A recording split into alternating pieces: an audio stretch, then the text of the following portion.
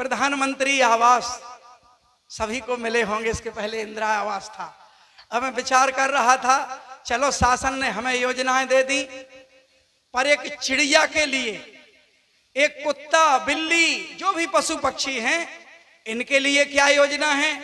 क्या चिड़िया को कभी मंत्री जी ने कोई आवास दिया? नहीं दिया, फिर भी रहती है और बच्चों को भी जन्म देती है और बच्चों को पाल के भी निकल जाती है। एक चिड़िया, कोई खेती नहीं उसकी, कोई घर नहीं उसके पास, लेकिन पाल रही है। कैसे पालती है? किसका चिंतन है, किसकी कृपा है? जगत जननी जगदम्बा की। ये करती हैं देखभाल, हर जीव की देखभाल करती हैं। तो उनमें हम में अंतर क्या है? हम भी अपने लिए तो कर रहे हैं, वो अपने लिए करते हैं। गुरुवर ने कहा एक अंतर है, वो समाज में परिवर्तन नहीं कर सकती, वो समाज में परिवर्तन नहीं डाल सकती।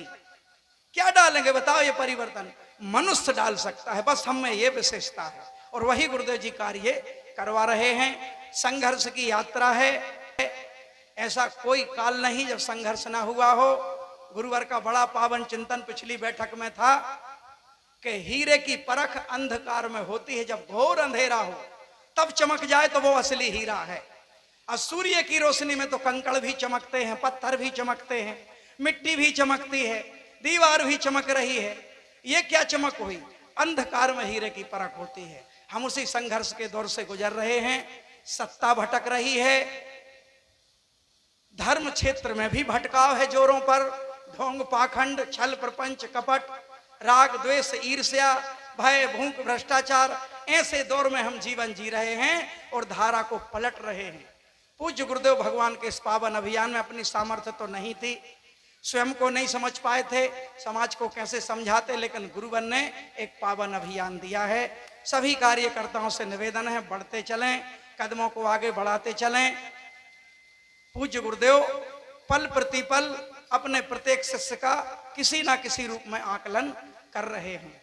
भक्ति का भी, धैर्य का भी। ऐसे ऐसे दौर गुजर जाते हैं, गुरुदेव जी की कृपा से सरल बनकर निकल जाते हैं। आपसे निवेदन है, संगठन की विचारधारा को आत्मसात करके ही जाना। किसी भी प्रकार से आज से जाने के बाद, इस अनुष्ठान से जाने के बाद यदि मांस खाते हैं तो संकल्प लेकर जाना कि आज के बाद मांस नहीं खाएंगे। नशा करते हैं तो संकल्प लेकर जाना। और मैं तो कहता हूं बस गुरुदेव भगवान के पास चले। गुरुदेव भगवान की एक दृष्टि पड़ते ही वहां कहना नहीं पड़ता। एक छोटी सी घटना सुन ले, जो कहते हैं ना,